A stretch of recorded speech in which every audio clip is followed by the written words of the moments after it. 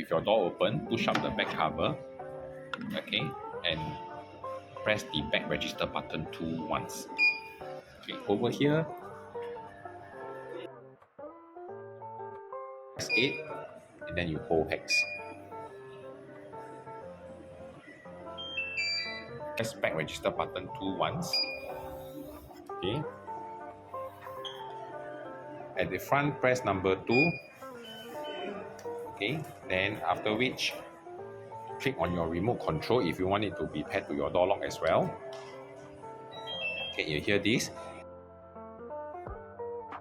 Go to your gate lock. Okay, lock the gate and you key in your password. Okay, so you'll hear the door lock sounding off a melody as well.